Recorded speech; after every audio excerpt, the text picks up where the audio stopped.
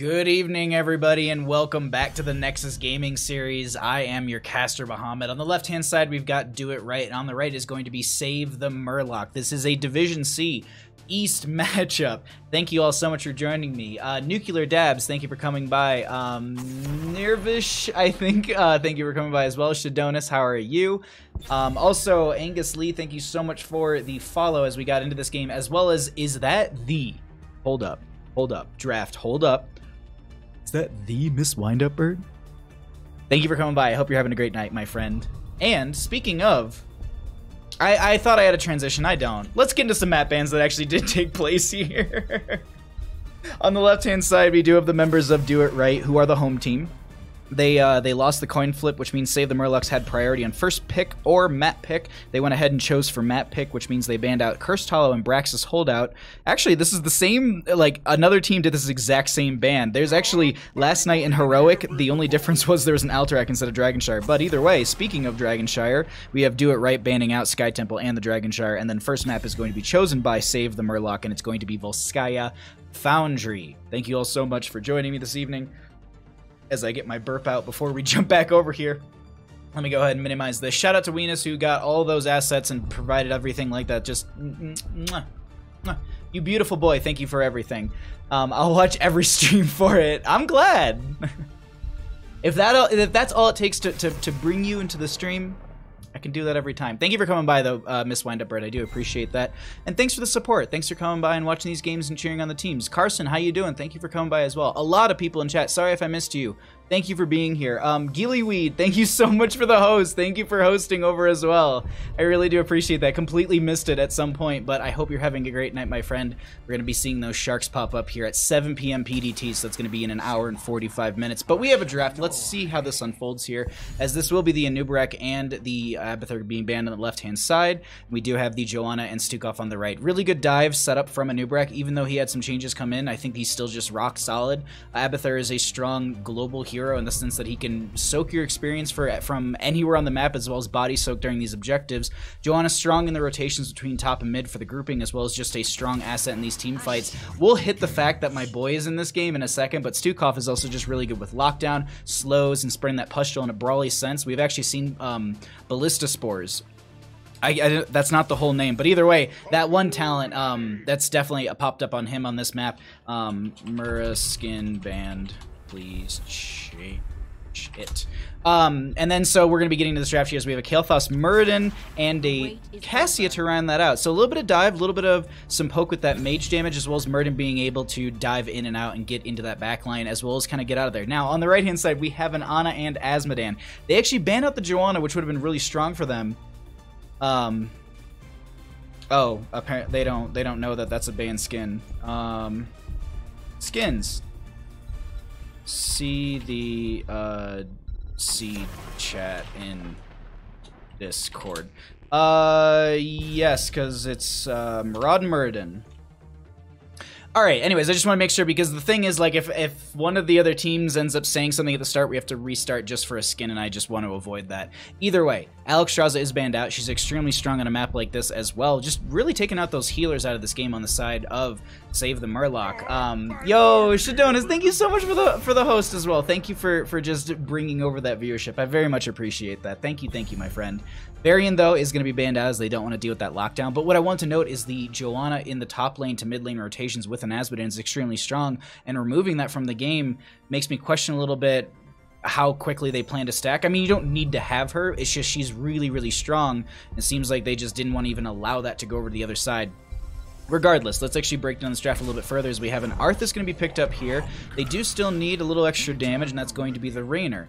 Now, they also can be picking up a mage in this department on top of the Azmodan. You technically are double maging, and their front line would be lacking. Something like a Thrall actually wouldn't be horrible here, but moving back over to the other side, we're going to be looking at a Zul to kind of match that wave clear and match that output coming out from Azmodan, and then a Tyrande for the heals. I really like this. You've got Gravity Lapse, you've got Stormbolt from Muradin, you've got the Root Skeletal Jail, No, I can't. I'm thinking of Skeletal Mages, and I can't. Bone Prison, I think it is, from Zul, and then you have Tyrande with the Lunar Flare. So a lot of good CC and a lot of good follow-up coming out from a lot of these members, like Cassie can dive in and get some big blow-up. But we're going to be getting a Chen to round out this draft. Oh, do I love... I love this. I love this so much. The Arthas, I think, is really strong. I'm going to be able to get a little bit of that attack speed reduction onto the Cassia, as well as to Muradin. Rainer's going to be able to pepper them in from the distance. Chen being able to kick into that backline to get onto Tyrande and Kael'thas is going to be a really great opportunity. The one thing that a lot of people I've been seeing in chat, and last night as well, they were saying that the 10% speed increase, the 0.44 actual increase to the units is really, really hard for Ana. A lot of people were saying last night they consider Ana that a nerf to Ana, and then because it's so much harder for those skill shots to go off, but I was reading through today, and it seems like there's a lot of good, positive stuff coming out from the changes. I haven't played competitively. I played some AI games yesterday just to check it out and see how it feels. The draft looks fun to watch. I agree, dude. I agree so much. I think that this is what I'm really, really pumped about. I think this is a really good matchup. I mean, an Azmodan and a Chen, Asmapog all day. Rooting for Do It Right on the basis that I hate Chen. What? He's a cuddly panda. How you gonna hate on that? I'm just glad that I have you all rooting for these teams, but we have our game ready to go. Let's go ahead and jump on over into that. Game number 1 on the left-hand side is going to be Do It Right. We have Lady Ronan going to be on the Kael'thas. Ronan is going to be on the Muradin. We're going to be having Tantrum on the Tyrande. Iceman breaking it down on the Cassia. And in the bottom lane, the solo, we've got Hannibal on the Zool. On the right-hand side, we have got the members of Save the Murlocs with a dancing. Odium Reigns, I think, is going to be on that Ana. Sean Will, maybe, is going to be on the Arthas. Kular is going to be on the Azmodan. Shaggy will be on the Chen. Apollo is going to be on the Rainer. And I thought I missed one, but I guess we get everybody. Okay, that's my bad. Let's go ahead and continue into this. We do have Gluttony or the Azmodan, so they're going to be going for the cooldown reduction based on hitting minions and heroes after they hit the 200 stacks. So weakening up these lines and making sure you're getting these stacks is really, really big. And the other thing too is, so essentially when you get to your full annihilation, you're going to also be getting a 0.5 reduction for hitting heroes. And on a map like this where you're grouping up quite a bit, I can see how that gets the value. Me personally, I'm a Wrath build boy all day. That auto attack build, and then you have bombardment. Oh, I can talk about this all day. I love the movement speed buff. I agree, Ed. I feel like you're going to scratch out my hype note now because of the Chen hate. No, I would never do that. Someone is a Sander fan. What? That one I missed. Delays, I'm sorry. Either way, let's actually check out our rotations continuing here, as this will be Zool doing a little bit of double soak, it seems like, rotating into that mid just a bit. We do have, actually, the one thing I didn't go through here is we don't have the Mana Addict or Convection for Kael'thas. It's going to be the Fel Infusion. So I have seen some builds here and there with this where it's basically, this is like the auto attack build. You're going to be weaving autos in between your abilities, so that way you can get increased power, and then you're going to be, there's like a combo that you're going to be able to hit with 10. Based on that level 1 talent, I would think that they're going to be going into Pyroblast here, because you're able to get those autos, and then I believe you get, I think you get a little bit extra, yeah, you get increased spell power by 4%, yeah. So you can then just pop that before, and I want to say that there's other combos. I'm like, mages and supports, and well, I guess mages and healers are a little bit of my weaker side of knowledge, but either way, we do have it pretty even between these two teams. We are going to be having the fortification camp, a little bit of a slow rotation coming out from the members of Save the Murloc. As I apologize, we get the Chen kill already in this game, or I guess Chen getting a kill, the panda. Prove a Miss Wind-Up Bird wrong here, no. Ottoman Reigns is a quote from Brandon Sanderson's Epic Fantasy series. Oh, thank you. Thank you.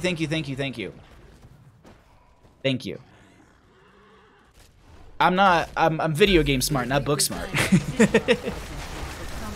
Oh, that's really horrible. Either way, let's we're gonna having Shaggy kicking in here. Ronan getting a little bit low. They're gonna have to back off. Dunk gonna be coming in from the Azmodan, trying to get a little damage into there. That's going to be Sean taking a lot of damage, and they kick in, and that's going to be Cassia going down. Another pick in favor for the members of Save the Murloc, and Shaggy has to back out. Lady Ronan coming up here, helping out the friendly team, and looks like we do have the Azmodan continuing to push up this top lane. There we go. And they also are going to be going into the battle momentum right there at level, or excuse me, Battleborn, so they're going to be getting the cooldown reduction based on the auto attacks. And this is why I usually like the Wrath build, because you're already going to be autoing a lot because of this, plus the bombardment that you typically go for. But the cooldown reduction I see gets a lot of value itself, and we'll also see what kind of other talents they're going to be going for here. I'm just going to be hyper-critical of it because it's my favorite little boy.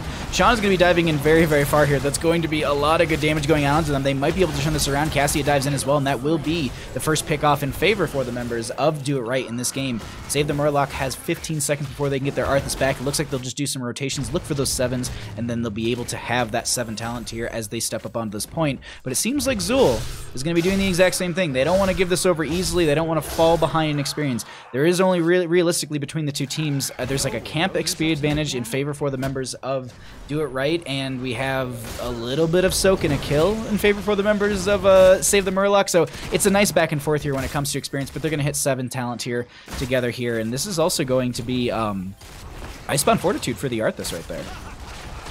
Dunk's going in. This is going to be the stun coming out from Tyrande as well. We actually do have a questing talent for Zool at level 4, which we'll check in just a minute, but this is going to be Shaggy trying to kick out. That's going to be the root coming out as well. Cassia gets the last auto, and that will be the Panda going down 2-2 in kills. We are even in talent tiers, but they're being forced off the point. It looks like Do It Right is doing something right in this game as they pick up the first Triglav Protector. We can actually go ahead and cycle through some of our other numbers here, as that will be a dunk coming out from Azmodan right on to Lady Ronan, and I just saw right as we transition there, 89 stacks on the Azmodan. Doing pretty good. Need to be getting near that 200, right around that 10 mark is where you want to aim for, but regardless, you can still stack beyond that. It's not that big of a deal, at least just that's the pacing that I go for myself. Why Cassie into this comp? Maybe Blind the Rainer? Yeah, it was a little interesting to me because they had Azmodan and Ana, and they picked up, their first pick was Kael'thas, Muradin, Cassia, and then we had our ban phase.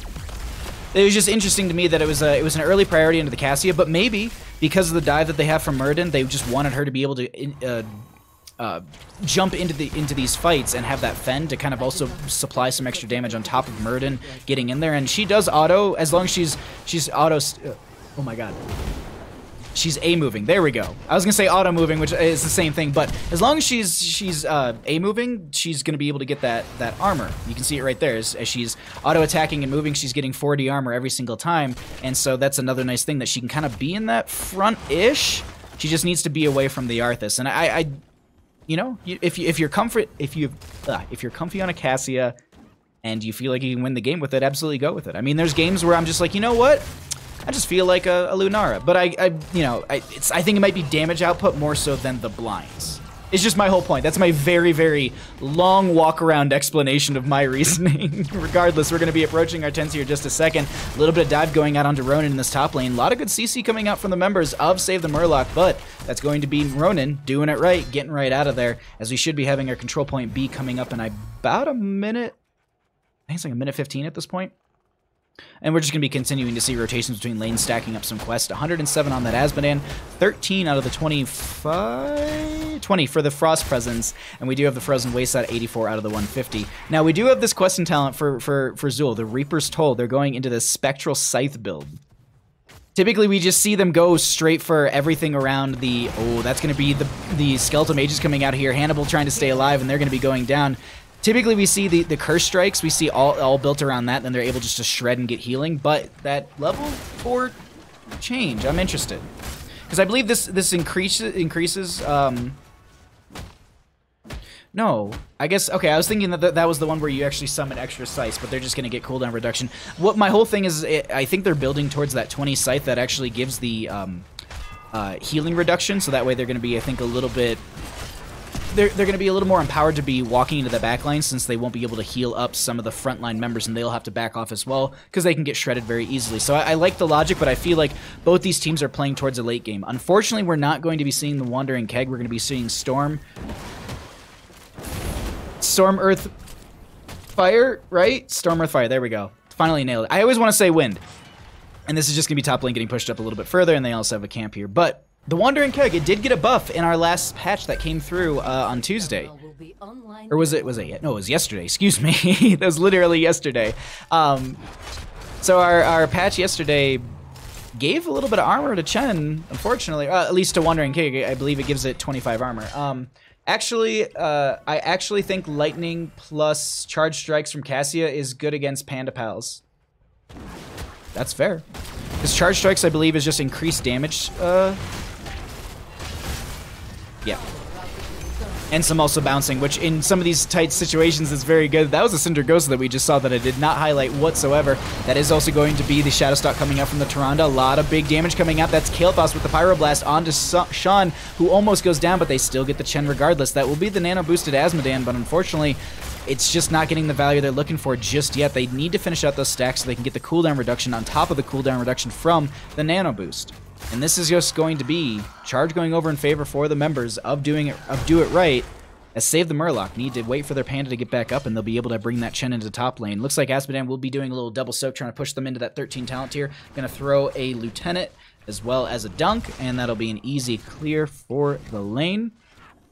And they'll also have their 13 talent tier, but they need their Chen, and they need to get onto this point because they are just above 50 and rising. Let's actually pull away the talents here. We'll look at the 13s just afterwards of this and see if Shaggy and friends are able to dive in. 13 talent here on the opposing side. Actually, I want to see what they grab here. And it's like full Scythe build. It's Echoes of Death, so you get the extra Scythe, but Kael'thas will be instantly popped at the start of this fight. Chen going to continue to drink. They get the channel turned over at 93%. I'll just show talents once again. I thought we were going to have a bigger fight, but it was just going to be, that's it. And Cassia going all in to the Fend. It's just all Fend for her. So it's a little bit of dive and also those charge strikes as noted before. Are they slow on the quest? This is Divs. They are slow on the quest. This is Div C? Yes, this is Division C. Yeah, okay. Sorry, I didn't mean to sound insulting. No, it didn't come across that way. I mean, everyone stacks differently.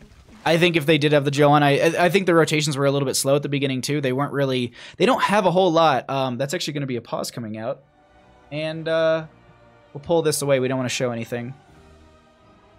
All right, looks like we got a little bit of lag, so we'll let that settle.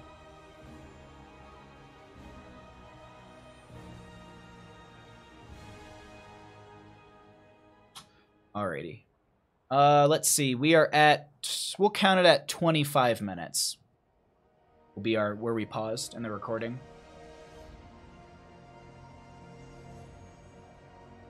The other thing to note is, as well as, I believe Gluttony gives more stacks for hitting heroes. Yeah, so increase the number of stacks of Annihilation gained by hitting heroes from Glove of Annihilation from 2 to 3. But the other thing, too, to note here is that Asmodan hasn't really been able to hit many heroes. I mean, they're sitting at, they're at level 14, we're 10 minutes into the game, and they're sitting at 100 or 210 stacks. I think that's pretty good for where they sit right now. The Arthas is currently sitting at 17 out of the 20 stacks in the Frost Presence. As I said, I don't know, and I don't think, it didn't seem like they were actually brawling in between the lanes much. There were a couple back and forth here and there, but I feel like a lot of the stacking so far has come from these team fights around the objective. And now that they're breaking out and they're a little bit longer, they're taking lag mid-game. Gotta hate it. Wish you could just pause Storm League. I think we all wish that. I really do. I think we're all just like, you know what? I think I just need like a $5 from this game. Let's just pause really quickly. Or what if they're just doing wait, everyone look at Bandit's pause Twitch while you, oh yeah. It was adorable. Like last night we were watching TV and his paws were hanging off the couch and I could just see like one of them like bouncing, and it was just, I was just like, I just paused whatever I was watching and just watched his, it was just adorable. It was so cute. People would take advantage of that and it would suck. Oh yeah, absolutely. It's the most important part of the stream. Yeah, Bandit. All right, looks like they are ready. Okay. Let's actually get back over into the cast. 3, 2, 1, pause break. All right. We didn't have to be super... Okay, I thought I lost my sound for a second.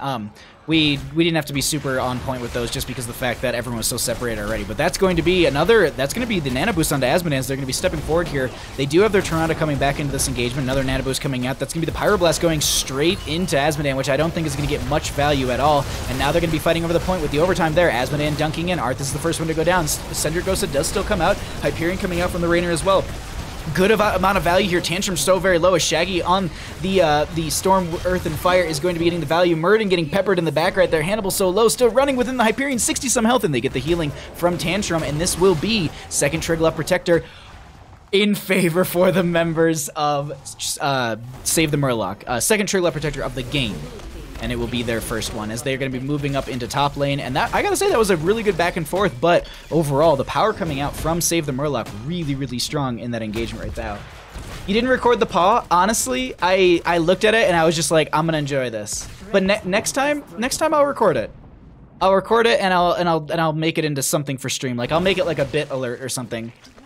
I need to bug Brandon about those bit alerts, by the way, because we're supposed to have some fancy bit alerts that all are bandit focused, but they all have to be animated, and that boy works the job. So it's going to take a bit of time. But Triglav Protector doing pretty much what we'd expect. They're going to go ahead and grab the top lane fort, get some periodic catapult pressure through there, as well as some passive experience gain. Do the exact same thing in mid. Now, here's the thing. If this Triglav Protector goes down, the two heroes that are in it don't really have really good disengage or control outside of the penetrating round from Raynor. So backing off as quickly as possible is probably their best bet, as well as the Triglav Protector sitting around 15 seconds isn't going to get them a ton of value, but they are kind of just waffling in the lane, just kind of going back and forth. There is 16 talent here, so they could try and end this Triglav Protector, and then as a team jump into the bottom lane and try and get some value, but it seems like they are going to break off. Asmodan going into top, going to go ahead and grab more stacks on the Global of Annihilation, sitting at 257. And Kael'Thas's going to be just working their way through mid lane a little bit further. Let's actually check out some more of these builds right now, because I didn't actually note this mana tap at all. So it's just there's a lot of sustain within this, because you have sustain, you have health, and you have mana. We're going to be having Sun King's Fury, so it's going to spread and deal more damage. We're going to be having cooldown reduction. No, it's explosion radius. I thought that was the cooldown reduction. Ignite. So this is all living bomb in the later half of the game, so that way that they, on these points, they can just spread the bomb. Wasted pyro. Unfortunately, I have to agree. Yeah, it was just a raw pyro into someone at full health. Like, that's not going to get you the value you're looking for right there. This Scythe build on Zul is very interesting. Shadowstalk is going to be used. That is going to be the Centrigosa as well as an Initiator. That's going to be the Hyperion. Dunk goes out from Asmodan. They also have the Pyroblast going out onto the Arthas, who, as I said before, is just going raw, full health heroes getting hit with a Pyroblast isn't going to get the value, and Laney Ronin is going to be going down as these dunks coming out here. That will be the nano boost as well. They had a little bit of a cooldown reduction. Asmodan should be able to get one more. They're going to try and head them off in front of the gate with that, and they're not able to get the pick. Regardless, that is a lot of good pressure and play coming out from the members of Save the Murloc, as we can actually just go ahead and get some vision on the side of Do It Right, see how they're going to be laning, how they're going to be setting up, because as we do see everything in the game on our side in the caster floaty world, sometimes it's not really clear what vision is provided for who. So let's actually go ahead and peek at Ana right now and see exactly how they're maneuvering through the lanes, as well as what they're trying to prepare for Control Point C. That's a big question for me right now. Is it's even talent tiers. Some of these fights have been going very back and forth. These Pyroblasts are I feel like if they waited a few more seconds for these Pyroblasts, like if they just waited for, because a lot of the members have been consistently around half health. If they're waiting until that point to throw out the Pyroblast, I think that's going to be a stronger asset for these members on the side of Do It Right. We'll see, though, as this is Asmodan's taking a decent amount of damage. Stun comes out as well, but Ana's there for the healing. Iceman diving in very deep for this. They're very far away from the friendly team, penetrating round as well. Nothing is going to be here. They're going to drop the ball lightning onto two members. They get a little bit of value, but as said before, on a full health hero, they're not going to be taking him down, especially just without the level 20 talent where it's infinite, where they just keep bouncing forever. This one I think only bounces 7 times. We can double check on that after these stats rotate, but this is going to be bottom lane slowly being sieged in. Nice use of the Centrigosa to lock it down. Hyperion coming in. That's going to be Tantrum taking a lot of damage, also popping the Shadowstalk as the kick goes in and Zul goes down. This is going to be the fort going down as well, as this will be locked down from that Centrigosa. And they're basically using Centrigosa off cooldown, but it's getting them the value they're looking for constantly in all of these engagements and all of this push pressure. And now with the Control Point C opening up in about 10 seconds, they're going to try and push in further while they have the advantage, while a couple members are down, and they're going to be looking for that 20 talent tier advantage. This is actually a lot of good pressure and a lot of good play coming out from them, but they might overextend here if they spend a little too much time trying to take down this keep. This might be a little risky, as the Zul is going to be coming back in 18 seconds, but still, they're playing on a very far side, and once again, we're going to be seeing the Pyroblast coming out. It's just going to be forcing them away more or less. They do get them down to half health, but that will be Raynor going down. These chain bombs getting the value that they're looking for, as Kael'Thas picks up 2 kills for the friendly team. Zul is going to be back up in a couple seconds, and I'm thinking that this is going to be a Control Point C, mostly in favor for the members of Do It Right, as Save the Murloc are just trying to get out of here, and they make the good disengage. Chen going to be going down to the bottom lane. And I actually like this because this will just delay it out and make it a little bit harder to get this point. They are going to grab this fortification camp on the left-hand side. 1, to bolster their experience, and 2, to be able to... I want to see this. Oh, wait. 6 times. 6 times. I thought it was actually going to be 7. But we'll cycle through some of the other numbers really quickly, get an idea. I think I actually just did this. Hold on. I'm just like, I wasn't even like looking at the bottom. There was just so much happening on the map that I think I actually cycled through all the numbers twice. We'll check out our 16s here in just a second. I apologize if we missed anything important. But this is just bot. I like this play coming out from Do It Right. This is a really, really smart move coming out from them to be able to push up this bottom lane a little bit. Zoning Pyro? Yes, exactly. Hooped on. And as I said before, they're going to get most of this control point in favor for the members of Do It Right, but they now have their Raynor and their Arthas back up. They know this, and they're going to stay on the point for a couple more seconds. Tantrum will be jumping down here onto this conveyor belt. They do have that kind of quick out if they do choose to do that. They are going to be showing a couple members over in this top lane. Let's actually get the vision for the members of the red team, as they don't know where that Tyrande is, and she's about to get out. Now, here's the thing. Let me just say this. If you had Wandering Keg... That's a raw Syndragosa, as they also have the 20 talent here, and it's just going to be going on forever right there. Tantrum so very low is going to be nice gravity laps from Kael'thas to deny them, but look at this Muradin, so very low as well. Do they have the Dwarf Toss over the wall? They are, but that's also going to be Chen kicking out. Pyroblast went onto Raynor and mostly pushing them back. That's going to be the Panda Bowls coming out. The dunk goes out from Azmodan as well. Fenn's coming out here from Iceman, and they're trying to get some value. The Ball Lightning does go out, but it's just going to be ending right there, and Iceman going to get caught out by Arthas's Ice. And they go down as well. Dunk going out from Azmodan, who's stacked up quite a bit. They're fully stacked. They also do have that Pride at level 20, so they have the increased size as well as the damage. On top of the damage that you get from the 400 stacks. A lot of good in favor for the members of Save the Murloc. Do It Right. I will say this, though. Doing the right thing. Just going to push up top lane a little bit, force them to make a rotation. This will be Triglav Protector coming in through the bottom lane. I would say that they have... this is definitely a potential game-ending defense that they got to make on the side of Do It Right. And one could say they got to do it right. They're just trying to push this up right now, but they also want to clear out the wave, so that way the Triglav Protector has to tank most of the damage. They can get that a little whittled down. Also, just slowing down this advancement will allow them to get their Muradin and their Cassia back a little bit more so in their timing. But that will be keep going down. Muradin's back. Cassia in 4 seconds. Let's pull away the talents here and see if they're able to end it on the side of Save the Murloc, or... and Do It Right, save their core. Nano boost onto the Azmodan in the backline. 20 talent here to 20 talent here. Kael'thas going to be trying to put up the damage right there. Going to have the Skeletal Mages in the backline as well. That's going to be... They're jumping out to the backline. They're ignoring the Triglav Protector, which isn't even going for the core. Shaggy's so very low. And look at the Infinite Ball Lightning just between Cassia and the Triglav Protector. She's getting so much value for the friendly team because of this. It does end. Did she actually go for the 20 upgrade? Yeah, she did.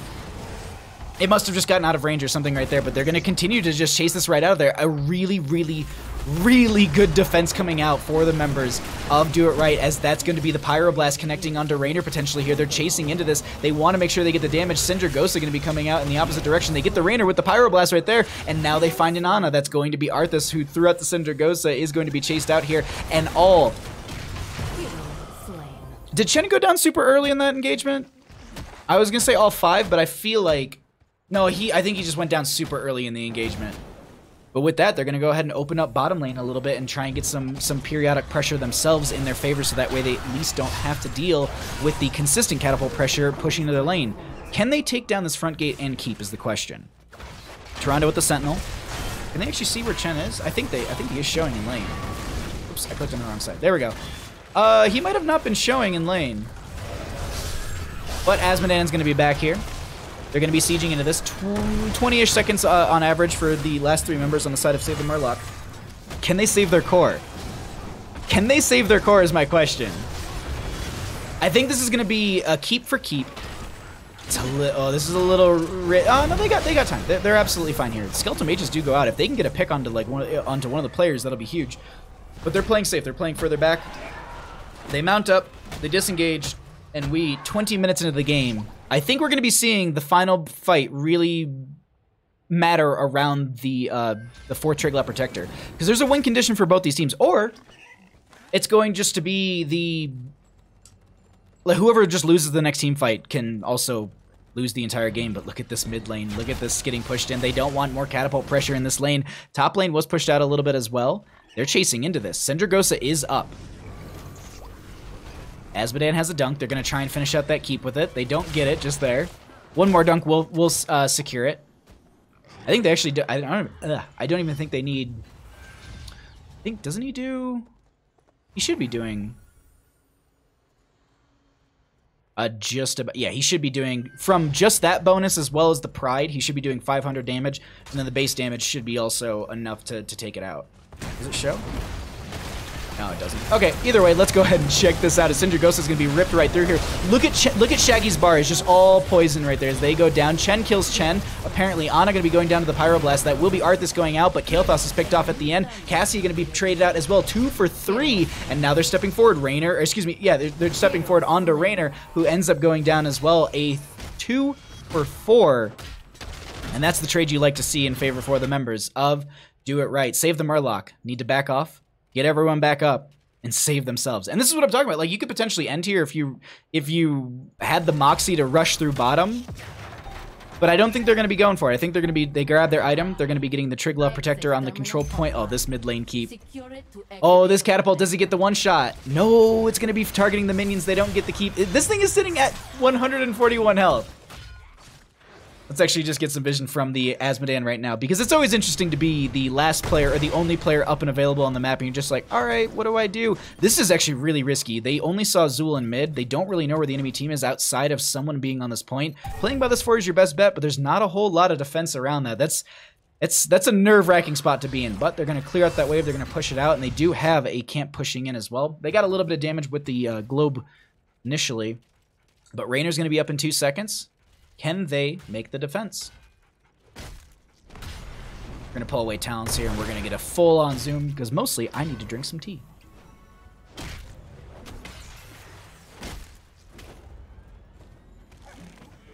I make this statement every time I cast. I make scalding hot tea, and then I keep it on a hot plate, and it's like 70 degrees in the house, so it's like 74 in this room because of lights and computer, and then I drink a hot tea. It's just smart. 23 to 23 23 minutes into the game. 77% on this Triglav Protector in favor for the members of Do It Right, and Save the Murloc working their way up onto this. Who steps forward? Who's going to be trying to take the end? Let's see. Everything's off cooldown. What did Kael'thas go for 20? They just went for infinite spreading bombs. There's the Syndra Ghost getting the root out. That's going to be the Hyperion coming in as well. Nano boost onto the Azmodan. They're going to just kick in. Kael'thas is the first one to go down. Sean is a little bit low as well. They pop that turret, and that's going to be Raynor getting picked off. They find then Arthas as well. A 1 for 2 trade so far, as that's going to be Hannibal Doban by the Storm, Earth, and Fire, and they get the kill from the dunk from Azmodan. A 2 for 2 trade thus far, and now Shaggy needs to find a way out of this, as they're going to be having that Panda Pals ending very soon, and they start to step forward onto some of these backline members, and that's going to be Ana going down. This is Cassia getting a lot of good damage into there. They step forward. Ronan looking for the kill onto Azmodan, but they end up getting the turn onto Cassia, and now Shaggy is chasing Tantrum around here, and this is going to be a nice back and forth. They do have the drink. They're drinking for now. Look at Azmodan's health right now. If Ronan can spot them and dive out into that range, because you can see right now Azmodan's playing within that fog of war, and they're just throwing out these dunks trying to get some. I don't think they know specifically really where Muradin and Tyrande are outside of what Shaggy can barely produce vision-wise, but this is going to be a turn for now. I just want to jump between these two visions because I think this is really good. Look at how low Azmodan is. It's a little risky. I love this back and forth right now over this point. Near 25 minutes of the game. Stormbolt, that's going to be Muradin popping the avatar form. They're moving forward. They're trying to get onto the Azmodan, and they say, you know what, it's not worth it. Let's go ahead and try and get onto Chen. And Chen dives back. The 1-for-1 trade right there, and now we are going to be having Apollo and Sean coming back in, but here's the thing, there's a response. That's going to be Kael'thas and Zul coming in as well. Muradin trying to get the Dwarf toss out, but they're going to be going down a little too early right there. Pyro blast onto 1, but this is not going to be the value you want. If they would have had it onto Shaggy, that would have been perfect. I think the Chen would have gone down right there. Unfortunately, not the case. 90 seconds on that cooldown, and that's also going to be Ana coming back into this. Cassia here as well. Ooh. This has probably been the longest point I've ever casted. Another Syndra Ghost coming out, Hyperion out as well, Shaggy diving in, a lot of good damage coming out from Lady Ronan, but that's also going to be Cassia getting picked up, or excuse me, Arthas getting picked off right there. Iceman going to be going down soon as they do get the kill onto the Kael'thas, and Iceman is doing their best to get this damage. They get the Chen, but unfortunately, that is going to be them going down. The GGs are called, as it looks like Ana is going to be jumping into this Triglav Protector, and they can rush straight to core with this thing. 10 seconds on the Tyrande, but there's not going to be... I don't think there'll be a defense from Tyrande right there.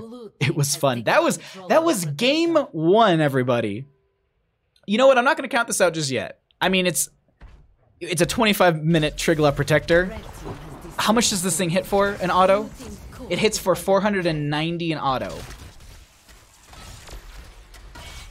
Youch. We'll see, though. Because there's no gunner. That's the other thing to note, too. It's just the raw autos from this Triglav Protector. Asmodan's coming in through this bottom lane, or this mid lane. Are we seriously about to defend this? Are we about to see a defense and this game continue? Nice rocket glove coming out onto Ronin right there, forcing the back. There's the gunner jumping in. Can they make this defense? No, there's so much damage onto this court. Look at top lane as well. The GGs are being called, and this looks like it's going to be game number 1 going over to the members of Save the Murloc. GG. Well played. I'm not gonna lie, that was a little close. I was a little worried about that. I was thinking that we might be continuing this game out. Wait, you can't switch seats anymore? I think you still can, Brand Flakes. How you doing? Thanks for coming by. Yeah, I think it still is just you slap the D key. Whew. That was a really good game 1. That was a very, very fun and good game 1. Let me get a message out to the captain of Do It Right, which I believe is Ronin. Yeah, Ronin. First pick, or map pick.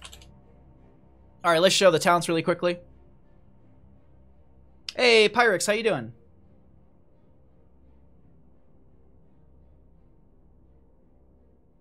I hope you're all having a great night. Thank you all for coming by. Thank you for supporting the stream. Thank you for cheering on all these wonderful, wonderful team. Oh, yes. Oh, yes.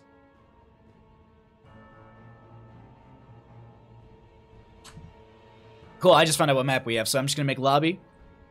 And then while we do this, I'm working on this. I'm trying to get my spiels down and pat, while I still have to do something at the same time. If you are enjoying the stream, please go ahead and toss a follow into the channel. If you enjoy this casting content, I do a lot of casting on this channel, typically Monday through Thursday. Here's the Storm. Nexus Gaming Series just started their season back up this week, so Season 7 just started. And since it's so jam-packed, yo, Carpe Felis, thank you so much. For Bandit? Feed Bandit? I got something for him. This is more important than... Oh! Do you want one of these? Don't bump your head.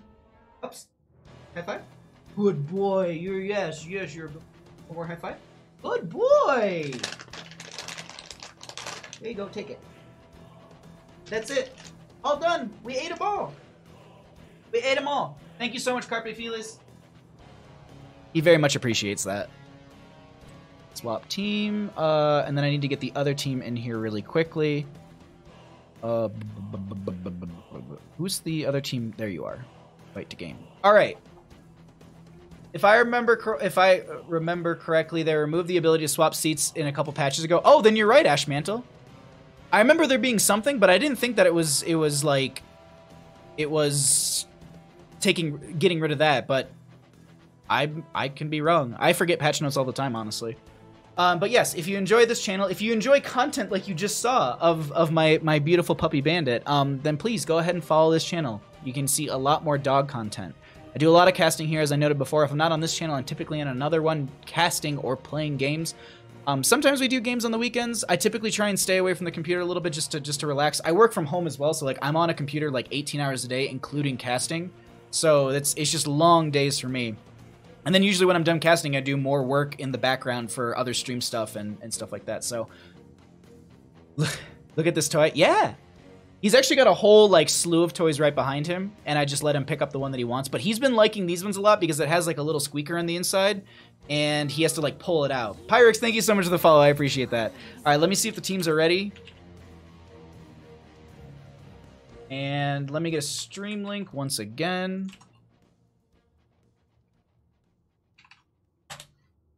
Right.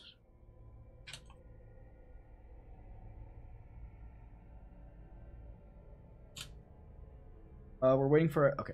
Doesn't apply to me.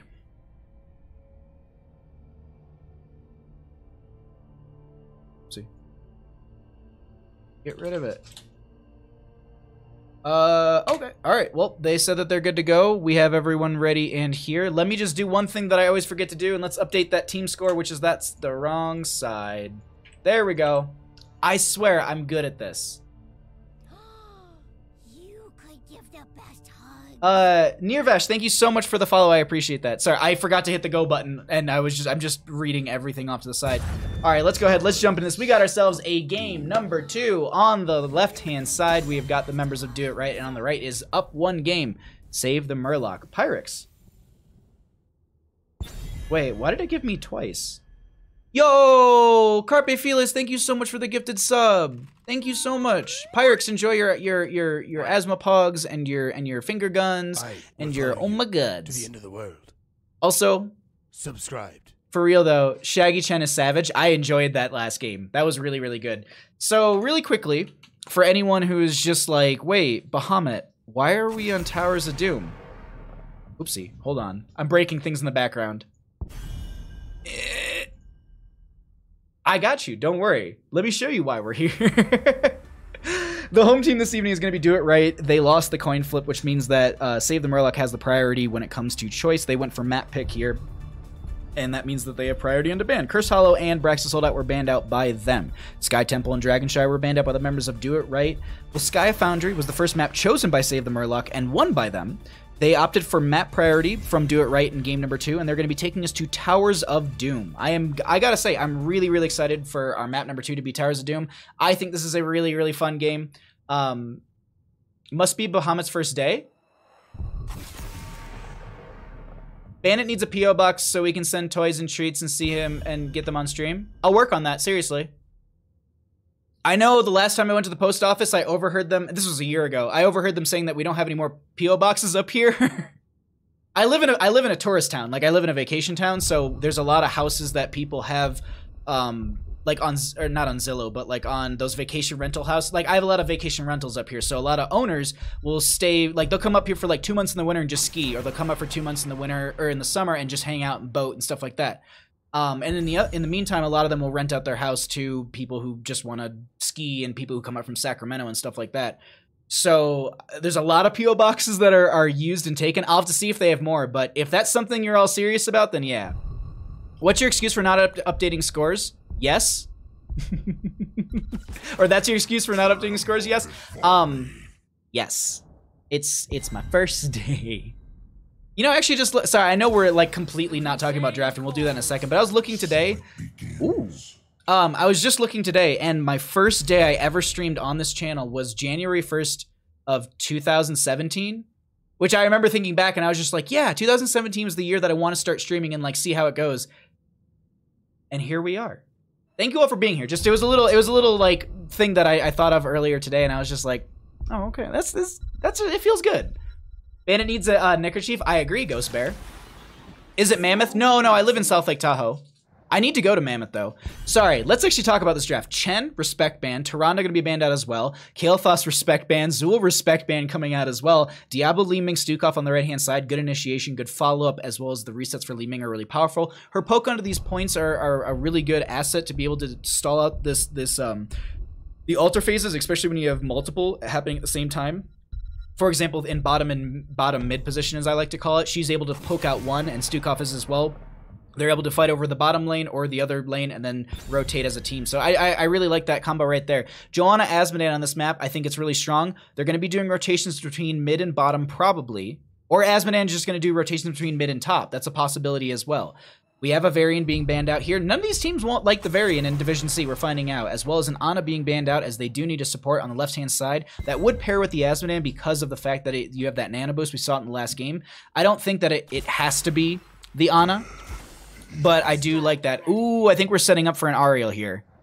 Because Vala did get some changes, and a lot of people I've been seeing on Twitter have been saying that they love the changes that came into Vala, and they bring her more into the forefront of the meta. Baja's favorite hero. Oh yeah. Oh, we got the Asmodean. My favorite. He's my boy. I second neckerchiefs for Bandit. Okay. I'll see what I can find. I'll see what I got lying around. Finally. This will be an Alarak and a Sylvan. I love a good Alarak game, I'm not gonna lie. But I think that's a response to the Malthael. Because I think Malthael is gonna be doing double soak between top and mid with the On a Pale Horse. Plus you have that slight increase speed from the patch that we had on Wednesday. So I think this is gonna be Joanna, Azmodan, Vala, Rhaegar just pushing bottom potentially. And then you have double rotation from Malthael, maybe answered by Alarak with the counter siege coming in from the Sylvanas, Stukov, Leeming, Diablo. I like it. I like both these drafts quite a bit. I think they're extremely strong. They've all got their inherent power, and they're also extremely, I wouldn't say extremely late game, but they're very, very stack based. For example, Alarak, Sylvanas, and Diablo, all three of those really start to come to the forefront when they, if you go in Furling Shadows, that's a really good start for you. Alarak also needs Sadism, and you can also build that with Show of Force at level 4. Diablo needs Soul. So a lot of these heroes really start to ramp up as this game progresses, but it's the same thing on the other side. Malthael with Last Rites. We have Azmodan as well is going to be stacking those globes up, as well as Vala. As she progresses through her talent tree, I think is really, really powerful now, and I think she's something to be a little feared. So overall, but no Greymane? I know, right? And he got some great changes that came in. Maybe we'll see him a lot more in the Division A matchup that's going to be happening in about an hour. But we have our game already. Let's go ahead and jump into game number 2. On the left-hand side, we've got the members of Do It Right. We're going to be having Lady Ronan on the Azmodan. I'm going to be very judgy of your build. No, I'm just kidding. As we have Ronan on the Joanna, Iceman will be on the Vala, Tantrum's going to be on the Rhaegar, and Hannibal rounds out the team on... God, I got to say, that is a great-looking Malthael skin. Stop blocking it. On the right-hand side, we are going to be having... Pause break is the key. I basically told them that I won't do pauses. It's up to teams, just because I don't like to mess things up. On the right-hand side, we've got the members of Save the Murloc. Sean is going to be on this Diablo. We're going to have Kular on the Alarak. Shaggy will be on the Stukov. Odium Reigns is going to be on the Sylvanas. Apollo will be on the Li Ming. And we have the... I swore I missed somebody. I guess not. Sorry, I was trying to figure out in my head why they would want the pause. I was like, is there a banned skin? I don't think so. We are going to be getting Gluttony once again from that Azmodan. On a Pale Horse of the Malthael, so they're going to be doing some double soak in between the lanes. This is exactly what we talked about in the... Actually, no? This is interesting. I wonder if there was... I don't know how I feel about this. It's just a weird rotation, but at the same time, it might be catching the enemy team off guard. Speaking of that, let's actually get this vision set up here for these teams. I need to make that like a quick command for my stream deck or something, because I swap through different items. Oh my god, this invade right here, hello? That's a very, very aggressive invade coming out from the members of Do It Right as they find them on the side of... Oh my god, Sean taking so much damage as Malthael is just tearing into this team. Odium Reigns is so very low, and they're going to be able to get out. Is there dunk from Azmodan to go over the gate? That will get them the kill, but it's not going to be off cooldown, and they will throw one out. They are going to siege into this bottom lane quite effectively. Camp was stolen away in favor for the members of Do It Right as well. They are making plays this game, at least in the early game, and they are showing that they definitely want to be able to move themselves into that game 3, and they don't want to make this easy in any way, shape, or form. But speaking of that, that's going to be Alarak getting some good damage out right there, as they have forced the Malthael back, just, right into their front gate. I think we're going to be seeing, I'm curious to see what the Alarak level 4 is going to be, if it's going to be that Ruthless Momentum to stack up some more, oh my god, I can do it, Sadism, there we go. Another camp coming in from the members of Do It Right. Wow, I gotta say, these camp rotations, these timings, like Towers of Doom looks like a comfort map to them right now. Because the thing is, like, they know at the 1 minute mark that they were going in for the invade already. This is 65 stacks on this Azmodan, which is going to siege into this bottom extremely well. It seems like they're actually going to be going for this Army of Hell build. So there's merit to this, and I don't know, like, I'm very torn on this because of the fact that, like, I can see where the value comes from, but Battleborn is just such a strong talent in my opinion because, for example, if you want to siege with an Azmodan, you can get the Battleborn, and you have the cooldown reduction. Then you also go for Bombardment at 7, so you get the 3 autos after you get a dunk. You can get 3 autos, and that's 9 hits, which means you get 9 stacks of cooldown reduction for your lieutenants and your demon warriors. And then if you go into the Hell Rift, I think I have that wrong. Either way, you get when you have the full charge of your laser at 16, you're able to summon a minion or a demon warrior, and then you also get a buff from that. That's such a strong siege, and then you can also get the autos and then keep summoning Demon Warriors. So that's just my whole little logic here, is we are going to be having pretty much the left and the right in the top portion of this map being traded up. This bottom lane has been just back and forth as Sylvanas will be picked off here, 1 for 1 so far in this game. Asmodean very low in health, and that's going to be Alarak coming down here trying to use that Shore of Force, getting 1 stack on it right there, as they do have that 102 on Sadism, 74 stacks on the Asmodean, but as I said before, they have no mana. Their poke is extremely limited. They'll get 1 dunk out, but that's 16 seconds before they have another one, or excuse me, 10 seconds. I'm thinking of the cooldown on Hook right there. So yeah, I think they managed to just burn through Asmodean's mana pool. I'm wondering if we're gonna get an Art of Chaos. I see a lot of Asmodeans who not really, I wouldn't say struggle, but the Asmodeans who worry about their mana return, and they're gonna go into Art of Chaos. I did this myself when the Asmodean rework came out. I thought this was so much value, but then I started, well, Bombardment. I'm sorry I've been going on about this for so long, but it's my favorite thing to talk about. But let's actually talk about something else here. We do have Sapper Camp in top lane, going to be grabbed by that Malthael. Sylvanas needs to deal with it right now. She didn't go into the Unfurling Shadows at level 1, but she does have that Mercenary Queen at 4. Tantrum taking a lot of damage. That will be a kill for the Alarak, but they might be losing their Sadism right here as they step way too far forward into that backline. Dunk coming out from Asmodean, going to get some value. The Lurking Arm from Stukov will get some for themselves, but the overpower from the Diablo kind of saving them right there is Iceman. Cooling off Diablo. That last little shot in the back. And now, without their Sylvanas in the bottom lane, they're going to be going ahead and pushing this in, and just, yeah, they're gonna try and get these Skeletal Defenders to, or excuse me, these Sappers to charge right in. They don't have their Asmodean just yet, so they're gonna have to wait a couple seconds. Look at Vala's damage. Also, the animation for that multi-shot on the mecha skin, that is awesome looking. I just gotta say, like, these mecha skins are just so very good. And then once again, yes, thank you so much, Carpe Felis, thank you for gifting a sub to Pyrex. I really appreciate that, my friend. 9 to 8 in levels, 4 to 2 in kills. Let's actually cycle through some of the other numbers. We're going to be seeing 10 talent tiers here in just a moment, so we'll be able to see those at the top while we're cycling through these, but this is going to be bottom lane control so far. Joanna living within all this damage. They do have a dunk go out, but it doesn't connect just yet. We are going to be having a nice bite on the butt from Rhaegar into the Stukov. Going to be taking out that healer right there. Alarak going to be rotating down. This also will be the point up and available. And something to note in your own games, you can actually count how many you have. 1, 2 for the enemy team, 1, 2, 3, 4 for your friendly team. Little things on that map. I cast these games so much. I find little things. Rain of Vengeance coming out from the Vala.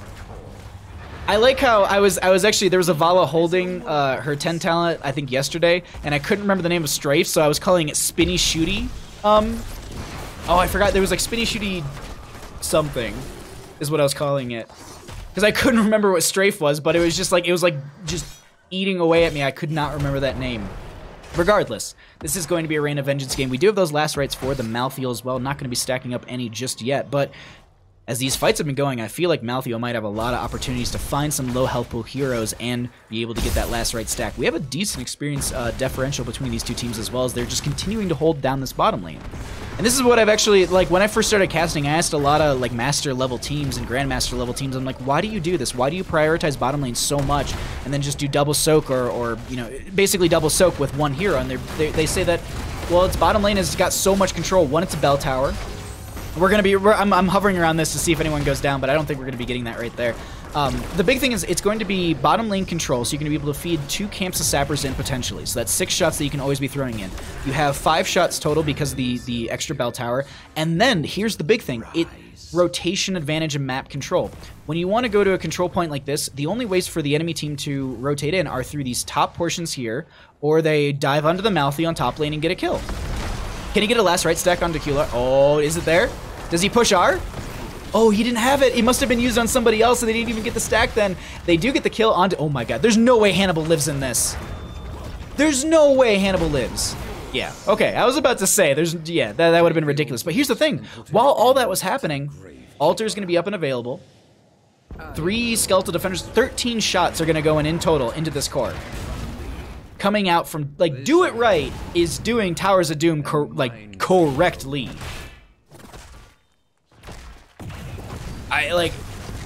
They're playing this map to a T, so my whole point is, you can only rotate in through the camp, through these top portions, and the enemy team kind of knows that. This bottom lane, this is so hard to rotate into because the only way through is exactly the kind of areas I noted before. Unless you have some sort of global that's able to get back there, or like a Medivh with a portal past this for it, it's just not happening, and this is just such a rough spot to be in, especially with a little bit of a difference in talent, or well, at least levels. Talent tiers is going to be the same, as that will be the Apocalypse coming out. Sean is trying to make their way out of here, and that will be Diablo going down, losing full souls, so they are going to have the insta buyback. They're already back up. Odium Reigns is going to get out with some 100 health right there, as Iceman's a little bit low in this backline, but once again, another Sapper Campus pushing in. Ancestor healing. Okay, I swore I saw the animation start, and then it just like delayed out for a second. Either way, 3 more Sappers go in, 12 to 32 in core health, but I'm not counting them out just yet. This is Towers of Doom. This map, I feel, is so back and forth, so very rubber bandy, that we could be seeing a very quick turnaround coming out for the members of Save the Murloc.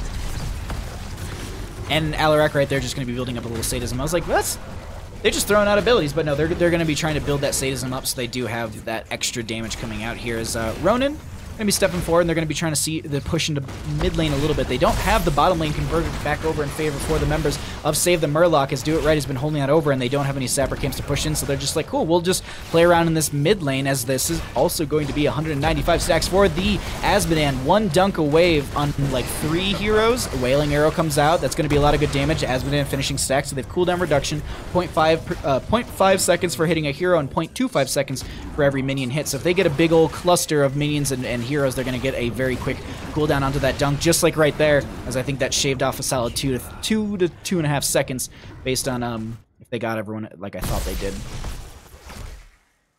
Actually, that's not possible, because that would have been 5 heroes and Alarak was in top lane the whole time.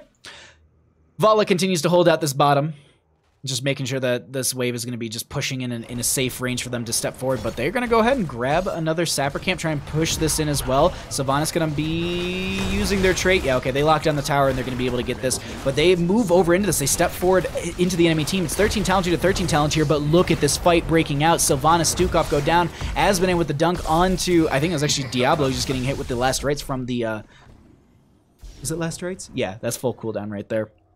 But the dunk went out, and that would have confirmed either way. That's Do It Right is just playing their minds out on this Towers of Doom game. If they get these 3 Sappers in, they could rush boss and just take it. They're kind of like in a check position on the side of Save the Murloc, as I like to call it on Towers of Doom. Like, also, how do we have a 25-minute match and we're a 32 to 4 core health and it's 11 minutes into this game? How are you about to do this to me, Division C?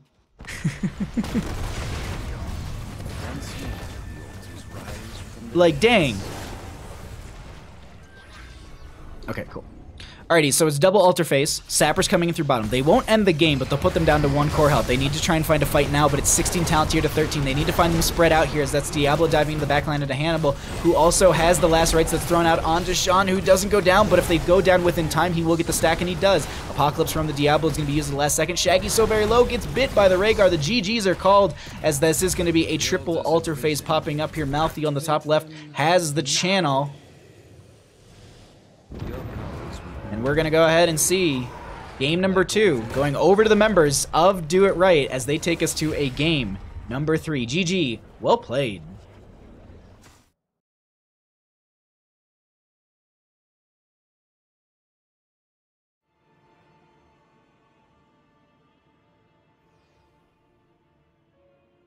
That was such a good game. I enjoyed that so much.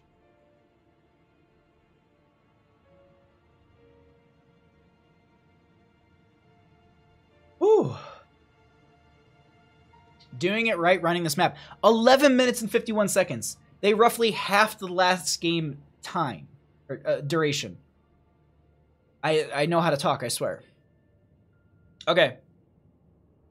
That's all set. We're all good. Woo. Let's show some talents.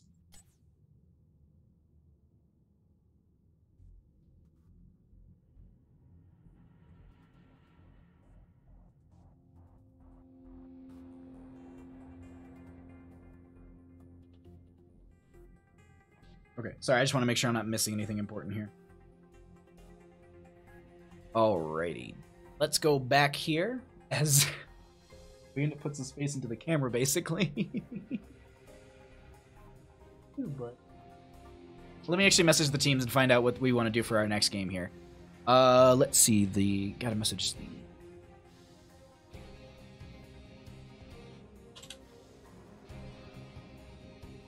Alrighty. I don't know why he does this, but like he'll put like most of his body off his bed.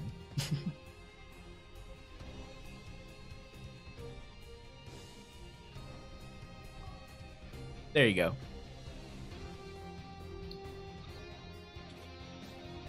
Alrighty, we already have our game. We're gonna go ahead and make a lobby and we'll get these teams in here. Thank you all so much for watching and supporting. I really do appreciate it. This is going to be our third game and our first matchup of the evening. We do have another game after this one. It is going to be another best of 3, and that's going to be a Division A matchup between the members of Gilly Shark and Once Bitten Thrice Pie. I'm just taking some notes here for myself as I need to invite these teams really quickly.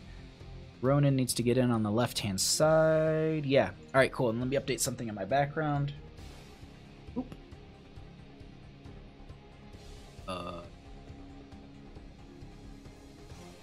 Yes. Yes. Okay, all that's all set. Cool, cool, cool. We'll get everyone in here, and then we'll get going into our next game. We're gonna find out who's gonna be taking it in the Division C East matchup between Do It Right and Save the Murloc. Thank you all once again for hanging out as well. If you haven't already followed the channel, please, and you enjoy the stream, you're enjoying this content, please go ahead and do so. As I said before, I do a lot of streaming, or I do a lot of casting. That's primarily the content that I put out right now. I play the game here and there, but most of the time there's a lot of league stuff going on, and a lot of these players want to be casted, so I typically try and pick up 2 games a night. There might be some, like, right now work's a little hectic, but when work slows down, I might try and do a couple 3-game nights. Those are just really hard to do because of scheduling. To get, like, 3 best of 3s in a row to all line up and have everyone all show up, like, it's a little difficult at times. So at the same time, we might even just do like 2 live games and then do a replay. That's a possibility as well, because as the season does progress, we are going to be having a couple teams that don't get casted. And then I usually, I'll usually grab from the Nexus Gaming Series Discord. But if you have games yourself that you'd like me to cast, whether it's a quick match game, unranked, or Storm League, or you yourself have a league match that just wasn't casted by anyone, you can jump into my Discord. I have a channel where you can put all the VODs. Please check the pins. Please, if you have a best of 3, give me 3 replays. Don't give me 2, because then I know who wins in game 2 already. Like, after game 1, I'm just like, all right, cool. Like, I know who wins this.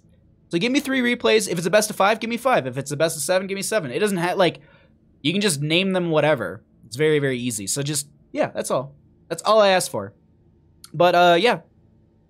Thank you for all being here. Thank you for supporting. We got everybody in here. The lobby is ready to go. Let's ask the teams if they're ready, and we'll get ourselves into our final map in this best of 3 series. I'm ready to go. It looks like we have 1 and 2 readies going. Good luck. Have fun. And I'm going to give him a spooky worm. Let's get going into our final matchup between these 2 teams on...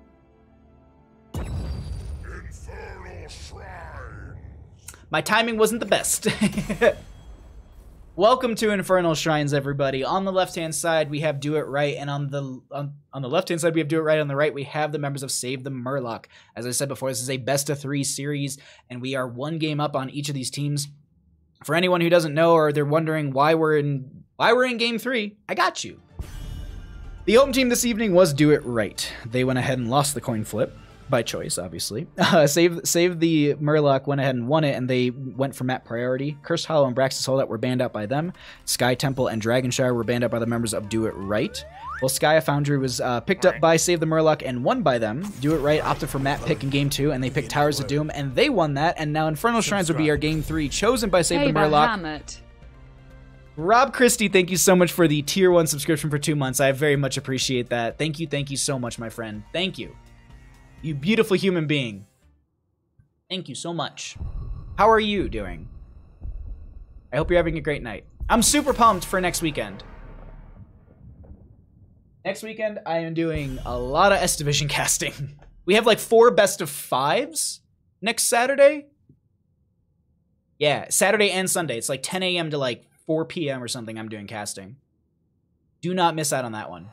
Do it right, yeah. All right, let's get into this. Let's get into this draft. Our final Our final draft between these two teams. Who's going to take it? On the left, we have a Chen and an Ana ban being out of this game. Infernal Shrines, Joanna going to be banned out on the right-hand side. Do we see, oh my god, what are, the Anubarak? The Anubarak actually hasn't been banned out whatsoever. I wonder if they're going to try and prioritize that in the draft on the left-hand side. Zeratul hasn't seen any sort of priority in the ban or pick phase. I am not beautiful, but you are very welcome. Yes, you are. Stop it. ETC going to be banned out. Okay. They don't want to deal with the ETC power sliding in and getting some massive mosh pits. Just, you know what? YOLO it. Just give us a Cho'Gall game. Next Saturday or this Saturday? Next Saturday. Next Saturday, I have 2 days of S Division casting. Saturday and Sunday. The 22nd and 23rd... No, 20th and 21st. Excuse me. Because I took the 22nd off of work because I have such a long weekend of casting. Alrighty, Asmodan on the left-hand side. I do really like that pickup right there. Infernal Shrines. I love that we're getting Asmodan in all 3 games. Like, I'm so happy about that. That's so good. Kael'thas and Yrel we picked up on the right-hand side. Kael'thas really good in the Shrine clear. Yrel strong in that solo lane. Cybernetic Kael'thas is... No, Cybernetic Kael'thas is banned out, but that is Steampunk Kael'thas, I think. Cybernetic was the one that he was on. There's the Anubarak pickup, which was a little risky that they let it through. I think they didn't ban it because they banned it in the first 2 games. They were trying to grab it for this game number 2, but the massive priority onto Asmodan in these games. To my last breath. And Rhaegar joins the friendly team here. I like the Rhaegar quite a bit. They got some good value with it in the last game. They currently don't have any sort of wave prep for the Asmodan. We'll see if they pick up anything in that realm. But ban-wise, we're going to be seeing maybe a Malthael ban into the Yrel, maybe a Leoric ban because they don't want to deal with that in the solo lane. I think those are kind of the 2 things that maybe they don't want to have in that top. But actually, Iceman was very good on the Vala in the last game. It ended, sorry, I saw like a ping at like Cho and I was just like, wait, what? Alright, this is gonna be banned out here. They're trying, are they gonna Illidan on this? Are they about to Illidan? Because a lot of teams ban out the Arthas when they have the Illidan because of the auto attack speed reduction that he can bring to the table. I will say this, in game number 1, that Syndragosa value and the Arthas play coming out from the members of Save the Murloc was really, really impactful. I think Sean was the one on that, and that was just really strong. But that's going to be a Muradin and a Phoenix here. Ooh, I love the Phoenix. That Phoenix is... Because Urel's got a little bit of a slow. Gravity Lapse, I think, would consider it a slow as well, because I think there's a slow off of that. Muradin... Can he have a Thunderclap slow? I can't remember. Either way. Last 2 picks going to be coming out here. They need some... Oh, there's the Leoric for the solo lane. And Kerrigan for the Shrine. She also will be quick in helping out with these wave clear, and then just locking down some of these heroes with her combo is going to be extremely powerful for her as well. I like that. I like that. What do we get? What are we going to round up this draft with, though, on the side of Save the Murlocs? Murloc, excuse me. Do we get a Murky finally? Like, can we get a Murky game? They need a support, so that we're not going to get it. Something like a Stukov or an Alexstrasza would be really strong here. Infernal Shrines is a great Alexstrasza map, but same thing with Stukov. And I think with Phoenix, you get some value, but the Brightwing. Time for some murder. Thunderclap does slow. Thank you so much, Ghost Bear. All of a sudden, my nose is like starting to get stuffy like mid-cast, and I hate this. It does this randomly. I don't know why. Hi. So you can see he's actually got 2 of the same toy, but he's got one that he's not paying attention to, and the other one he's got his paw and he's laying on top of. Like he's such a weird puppy. No joke. We were watching TV one night, and like I put my arm over because he usually takes up like 2 of the cushions. He's not that big, but he just stretches out, and I just sit on one cushion. Oh, you okay, bud? You okay? You bolted out of there like you heard something. But I went to scratch his back, and there was just like he was laying on top of a toy, and it wasn't like squishy or anything. Like it was a hard toy that like it would hurt to lay on top. I was just so. You're such a weird. You're a good puppy though. Alrighty, everybody, we got ourselves a game. That was my analysis as we got into our game number 3. Let's jump into this. Buttons, I can push them. There we go. On the left-hand side, we've got the members of Do It Right. We've got Ronan on the Anubarak. Tantrum will be on the Rhaegar. We're going to be having Iceman on the Kerrigan. Lady Ronan will be on the Azmodan. And in the top lane, we are going to be having Hannibal on the Leoric. 10 seconds. I'm sorry, I gotta be a butt. Leoric has no skin. He's a skelly boy. On the right-hand side, we got the members of Save the Murloc. Shaggy is going to be on the Phoenix. Kular is going to be on the Urel. Shawn is going to be on that Muradin. Shaggy, nope, I already said that one. Odium Reigns is going to be on the Brightwing, and Apollo rounds out the draft on that Kael'thas. Mana Addict on them as well in this game. Pretty much standard talents at 1. What are we getting here at level 1 for the Anubarak, though? That's what I want to know. Goku Black, thank you so much for the follow as well. I appreciate that support, my friend. Thank you for coming by, and I'm glad you're enjoying the stream. Zaleria, yeah, Doggo Camp. There's the way prep for Azmodan. Yeah. That Kerrigan's going to be interesting. But, I mean, you know, technically you don't have to have it. But it just makes life easier. It looks like we're going to be having... Okay, so good rotations. Nice pull in as well. Kerrigan going to be getting some value. That's going to be... Look at all this chain CC coming out from the members of Do It Right, as they have done it very good. They've done it right in this in that chase right there. And they're going to pick up one more wave in this bottom lane. Azmodan slowly stacking up. But they're also going to go ahead and pick up this Kaiser camp. Which, by the way, side note... Or this Impaler camp. Kaiser camp's not right. I have a bad habit of saying that one. Something to note here. Oops. Oh my god, I thought I got rid of that. There we go. The patch notes said that the Impaler camp was buffed by 15 damage, but when you click on them, they actually start with 35 damage, which I think actually the Impaler camp got nerfed in the patch, and it was miswrote. Chinese Leo. With Fealty and Unto Death, is that what you're saying? Because of that? Oh, this invade though.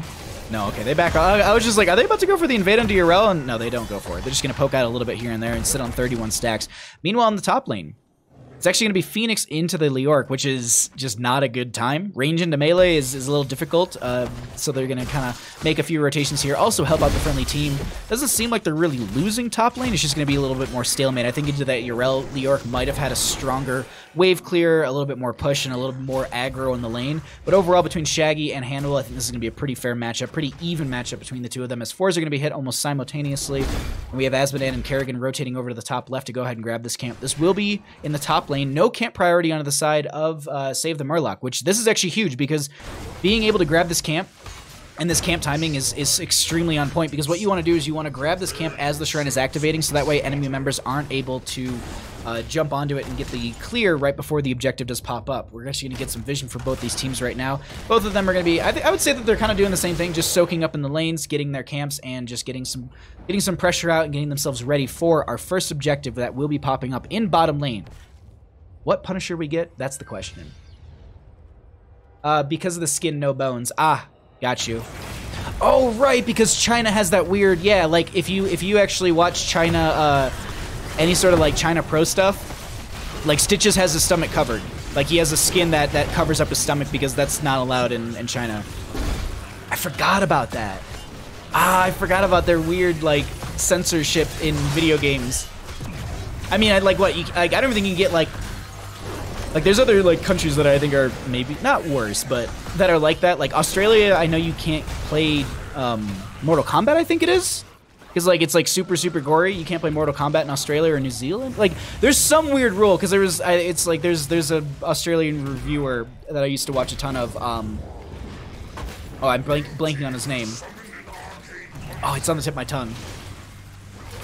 Either way, they talked about it in one review that they did of Mortal Kombat. Either way, this is going to be the push into bot. Like, I'm still thinking about that name, and it like popped in my head for a second. I'm like, no, that's not right either. But this is still going to be the Arcane Punisher pushing into the bottom lane. First one going over in favor for the members of Do It Right, as they've also opened up the front gate. Another jump coming out from the Punisher. QLR is very low. That's a nice combo coming out as Urel does not get the Avenging Wrath out of there, as the Nubrak is going to die forward. Gets the cleanse out from Rhaegar as well, just to make sure that they don't get that Gravity Lapse turnaround. And that is a very effective and efficient first Punisher Punisher in favor for the members of Do It Right, able to go ahead and take out a whole fort. Top lane did get pushed in quite a bit. Leoric looks like they got forced out, and maybe Shaggy stayed up here a little bit longer, as this is going to be the top lane forced right around the front gate. They just don't have those towers, and this will be the Impaler camp picked up on the left-hand side. Let's actually get the vision for them right now and just see what kind of these teams are seeing as how they're also prepping up their lanes and just how far they're playing up. See, Phoenix is backing off. The friendly team is just going to be in mid waiting for this front gate. Oh, hold on. This is going to be Iceman taking a bit of damage, but they didn't realize that Ronin's here as well, so they do have a little bit of control. Iceman's going to be the target, but that's a nice burrow charge just to make sure that the team doesn't advance further onto their Kerrigan. They disengage. Urel in bottom lane going for the clear. Phoenix is going to be rotating back into the top to make sure they don't miss the experience from the front gate. Both these teams are going to be picking up these camps on the left and the right. As a U.S. citizen, I find it beyond weird. Oh, okay. South Park Stick of Truth was removed. South Park Stick of Truth, they removed the swastikas from the Nazi zombies. Oh, the Aussies, huh? I didn't know about that one, actually. Which I wonder, like, I don't remember if they specifically note them as Nazi zombies, which would be maybe a little confusing if you didn't have that artwork. But regardless, yeah. I get where countries come from on that, but at the same time, I don't know. It's a weird spot. It's a weird thing. That was a fantastic peel. I can agree with that one. 9-9 in levels. Let's actually cycle through some of the other numbers here, as we haven't actually had a chance to look at those just yet and see what the output for this damage is looking like, as we are going to be having we should have another Punisher popping up fairly soon in the mid lane position here, and they're trying to open this up and prep this lane so that way there's no jump over the wall for the Punisher, and they can step forward with said Punisher and get the value. Now, I believe there's like an infinitesimal amount of percent where it can be the same lane, same Punisher, so we're not going to be getting same lane, but we could be seeing another Arcane Punisher, probably going to be more along the lines of Molten or Frozen. That siege value from Frozen is extremely powerful, but speaking of power, oh my god, that Ancestral Healing was so clutch onto Iceman. Oh my god. The time, like, that damage over time would have eaten them away, definitely, but Tantrum coming in and just like, cool, I got the R button, I'm good, we're good, and we walk right out of this. We do pretty much have the standard talents across the board for the Heroics. No Pyroblast for the Kael'thas, just going to be seeing that Phoenix, and that's going to be a good zone tool right now. That's going to be the Asmodan dunking out and trying to build up the stacks a little bit further. We'll check on that. Actually, I can look right now. 106 right now out of the 200 for the first portion of the quest, and then another 200 after that for that 400 total. Dunk going to go out once again, and just going to continue to work through that. They do have this top lane Bruiser camp going to be the priority here. They're going to be able to force that into the top lane at the last moment. Okay, I was wondering, are they going to go in for this on the right-hand side as well? But, yeah, they do. They're going to at least equal or match out that pressure. Leoric going up here to make sure this lane's a little more prepped as well. Going to get a regen globe, get that last little bit of healing, and set up for the shrine. I would say the teams are pretty close on their timings on this.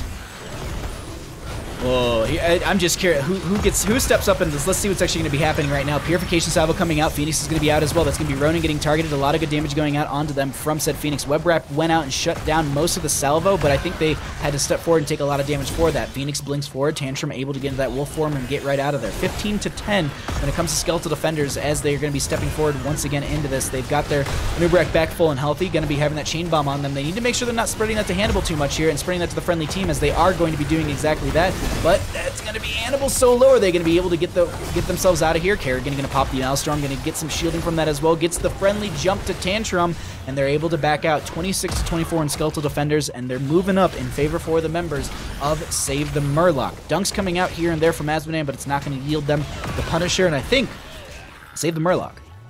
Actually, I know Save the Murloc has picked up their first Punisher of the game, second one in-game. This will be moving on through mid. So all the prep work they did on the side of Do It Right, unfortunately, will not be usable in this Punisher push. But let's actually get the vision for the red team and see how they're setting up for this push and how they're going to be going in. And it looks like not at all is the case. We actually had Phoenix go straight into top lane to make sure that this camp doesn't get the value that it's currently getting, as it's going to be opening up that front gate. Urel is going to be backing off in bottom to make sure that it gets pushed back out, and more or less that Punisher bought them time on the map, but it really didn't get them any sort of siege value. That's some aggression coming out right now, and they have to know. They don't give it over, or they don't step in. How did no one die right there? I have no idea. Like, I'm always curious myself. Shaggy doing, I like this. Just going straight for the wall, making sure the lane sustain is gone. The next Punisher could be top lane, but it actually is going to be bottom now that I look at the mini-map. Let's see, what are we gonna get here for builds? Anything of massive note here? Just the dive onto Kerrigan in top lane. That's actually going to be getting the Ancestor healing. Nice, and Tomb going to be coming out as well. Pops the Maelstrom, going to be diving into a couple of these members. That's going to be Otimus Reign's going to be going down right there, and they don't actually get the Emerald Wind off in time. Web wrap onto the Phoenix, who might have had Purification Salvo. Either way, they're going to get a combo onto this Kerrigan, who's in a bit of a bad spot, and now they need to get out themselves. That will be the dunks coming in from Asmodean, but still, Shaggy with that speed from Phoenix right there. Once they lose their shielding is just so good. Isn't it? I swore wasn't there a talent that gave him speed? I thought it was when he lost all of his shielding he got speed, but maybe I must have had that completely wrong. Maybe he got a buff from Brightwing, and that's what gave him the speed. Because I saw the speed line. Oh, Muradin face checking that bush right there, a little risky, but they had the dwarf toss out. Woo. See how are they going to go in for this? It's same talent tier. They do pick up the camp regardless, and now they're going to start to turn it around. Muradin has the dwarf top out once again. That's going to be the Entomb coming out. Phoenix coming out from the Kael'thas. Brightwing with the very good Emerald Wind, and this is starting to turn around. Iceman so very low, going to need to back off as Qlar is going to be going down at the start of this fight. Iceman low as well, needs to back out. Or at least get some healing. He's going to ravage to a couple minions here and there. We should be having the announcement for our next Punisher fairly soon, as they're just going to be walking up into mid lane saying bottom lane's too far to push forward, but they're going to try and grab another kill. That's going to be a nice dunk coming out from the Asmodee, who just finished their Let Me at level 1. Purification Salvo, I think, was used there, but it just got put on a 10-second cooldown timer, because I don't think it got the full animation before the web wrap went out. Ancestral going to be used on Iceman right there, so they don't have that for 100 seconds. Shrine activating in 30. We are going to be having both these bruiser camps up and available. Yrel is back up as well. Bottom lane has been stacked out, and they're going to need to clear that out. And, woo! That's all I have to say. Just, it's a really good back and forth between these two teams. Like, it's 4-0 in kills, it's 6-5 in structures, but I'm not counting out the members of Save the Murloc whatsoever. I think they've got a lot of good power, a lot of good, potential as this game develops, but they can't fall too far behind in some of this experience and some of this in some of these kills as well. And looks like they're going to be trying to go for a Kerrigan dive in this top lane. Will they be able to grab it? They're not going to be on the shrine for quite some time, so I don't know if this is worth it. They take out the Kerrigan, which is probably one of their best players on the enemy team or on the friendly team to get shrine clear. They're already sitting at 17 though. They've got this Asmodean, and they've got some. They got that Leoric as well. They're going to start throwing in some little bit of damage here and there. Yrel's going to be backing off. Might have been a bad idea. Pops the Ardent Defender as well, so going to get some of that healing. Steps forward once again as Kael'thas and friends are here. Purification Salvo goes on in quite a few. Leoric going to be stepping right out of there with the Wraith Walk, and that will be Shaggy getting shut down. These salvos getting 0 value the entire game. Every single time it happens, that's just a Nubrak with the web wrap onto them, just saving it for that the Phoenix every time. And the big thing to note on top of that is that web wrap's like a 60-second cooldown. I think it's like 70-second cooldown, and on the opposing side, we have the Salvo, which is 90 seconds, so it'll always be off cooldown before that happens, but this is going to be dunks going out. They end up getting this regardless of the Kerrigan going down. The Emerald Winds don't come out in time, and it's 16-15 in talent tiers. Ooh, they need to run. They actually tag the camp on accident when they're trying to get the dismount as they run away here. This could be game-ending. It's Frozen Punisher. We're 13 minutes in the game, and this bottom lane's got a little bit of damage on it, but the big thing to note is that it locks down the towers. That's the huge thing to me. Punisher jumps over the wall. They're going to get actually a couple members locked down from that freeze. That's going to be Kerrigan with the pull in. They're going to get a lot of good damage. Kael'thas spraying that fire as well. Leoric with the Entomb onto Apollo in this backline as they get the dunk out, but it doesn't happen in time. Punisher, sitting at about 60-some% is going to be stepping forward beyond the fort or beyond the keep, which is actually really good for the members of Save the Murloc, because that means that it's not going to be autoing into this tower, but they do get the freeze onto it, so it now is locked out for 4 seconds, if I'm not mistaken, and they actually back out of this. They're not going to be trying to end whatsoever with their talent tier advantage or anything. I was expecting them to kind of push up onto the enemy team, but they're going to back off, rotate back, get some camps, and start their pressure continuing on this map. 15-16 in talent tiers. Let's actually cycle through some of these other numbers. Kerrigan only, what, 2 stacks away? 5 stacks away, excuse me.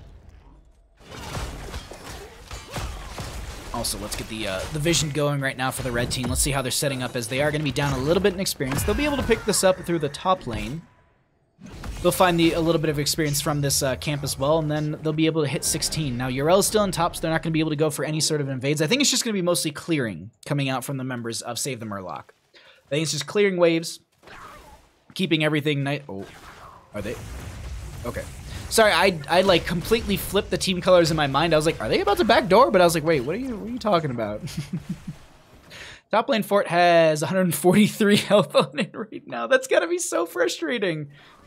All right, let's see. This Kerrigan and friends going to be maybe going for an invade. Oh, they've scouted a Urel. That's going to be the Brightwing with the phase shift in. Do they have? That's Ardent Defender. Emerald Wind goes out. Pixie Dust on themselves. That was also going to be the web rep going out into 1. They're probably calling that on comms, which means they know they can use the. Oh no! Did Leoric accidentally go for the spray and hit R? That was just a raw entomb. Woo. Those power spikes for the Murlocs are nasty. They need to hit some sort of power right now. We'll see if they're going to be able to turn it around. It's 16 talent here for both these teams. Oh, they're stepping forward. No entomb for the next 14 seconds. And I think it's just mid lane Fort going down. The members of Do It Right are just kind of opening up the map for themselves. That's just easy, quick clear. Kerrigan currently at full stacks as well. Let's see them. They're going to back out of here. Let's actually get the vision. I want to show it for the right-hand side quite a bit here because they're kind of the underdogs. They're playing a little bit slower. They're playing a little bit safer most of the time.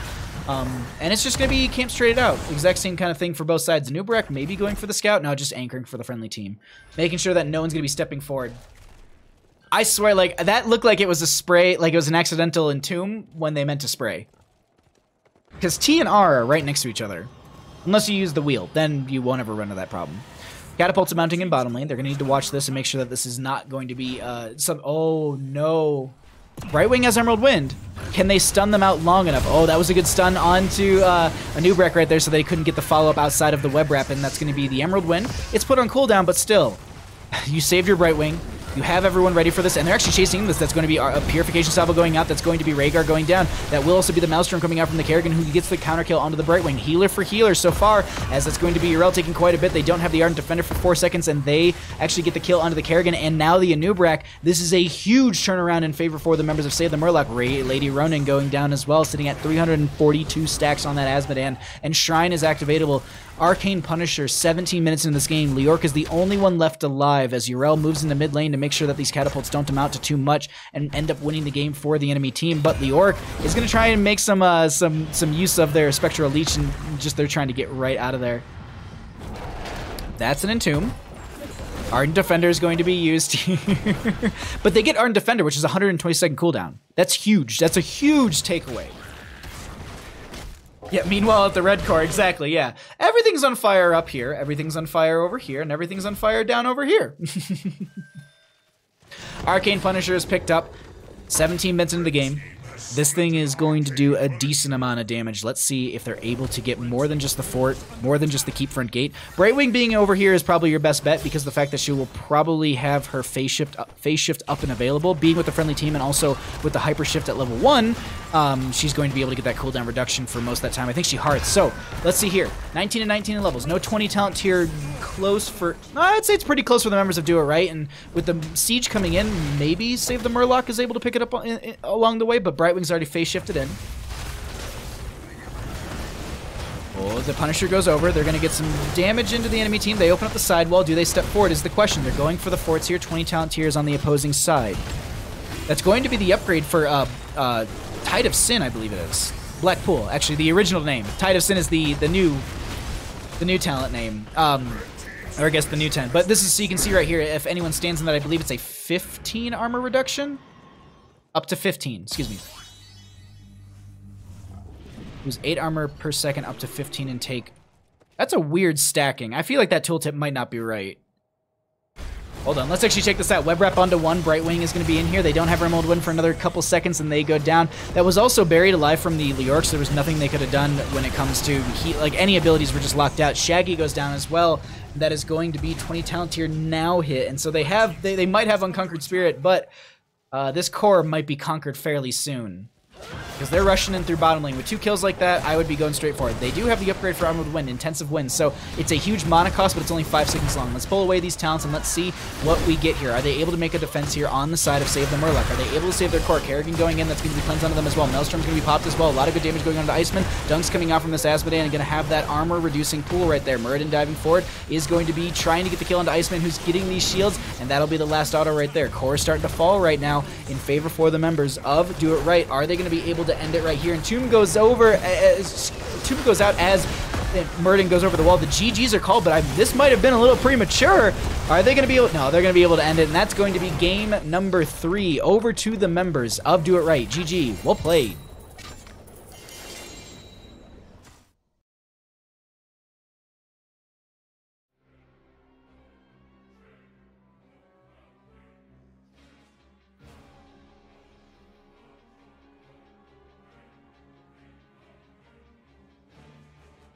Just wow.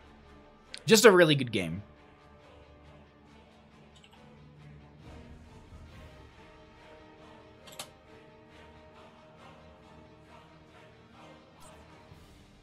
Ooh, what do we get for some of these 20s? Seraphim. Just all repeater cannon build for this Phoenix. Flamethrower, Rewind. That makes sense for the Muradin. Makes sense for the Anub'arak. All right, we're just finding out what the status is on the interview, and then we will get one player in here. But for anyone who's just like, oh my god, it's over, we're done. We're not. We got another best of 3 coming up in 16 minutes. We're going to be seeing if the members of Gilly Shark can... I was going to say defend, but this is week 1, so I don't know what to call it. I guess... Brawl? Once bitten, twice try? Once bitten, thrice pie? Or will Once bitten, thrice pie take their first game? I keep thinking Asmodean's going that 20 talent was bad since 32 stacks away from 400, but I was correct. They ended before any more stacks, yeah. Not this time, thank you, though. Okay. Okay. Thanks for the games. Spooky Worm. All right, let's leave these whispers. Let's get everything set up for our next game. Oh, hold on. We can still do it. Okay.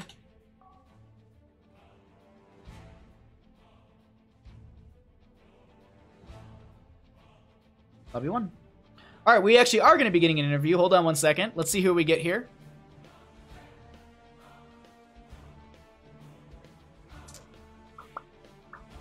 I'm just waiting to see who jumps in this channel. All right, we're going to be getting Ronan at this time. How you doing? Congratulations on your victory in that best of 3 series. Yeah, that felt good. First game of the season. Woo! You know, 2-1, I'll take it. Apparently, Twitch chat doesn't like the 16-minute wait till the next game, so you're gonna have to fill about 5 minutes for me. Holy moly! No, you're fine. You're fine. No, let's talk about these games. They were actually really, really good. Hello. So game number 1 was Volskaya Foundry. It was chosen by the opposing team, and they won it. Was there any sort of advantage or sort of like power that they brought to the table that you were really worried about, or like that kind of like that? Not worried about, but that really won it over for them, or was it just a lot of good team fights in their favor? That Chen was working us that first game, to be honest. Yeah. So, yeah, we had to ban that. We had to get rid of that. All right. And then moving into game number 2 on Towers of Doom, that was that's a comfort map. It has to be, right? You played that sub 12. Yeah, it showed. Like, I don't think you're going to be getting many Towers of Doom games this season.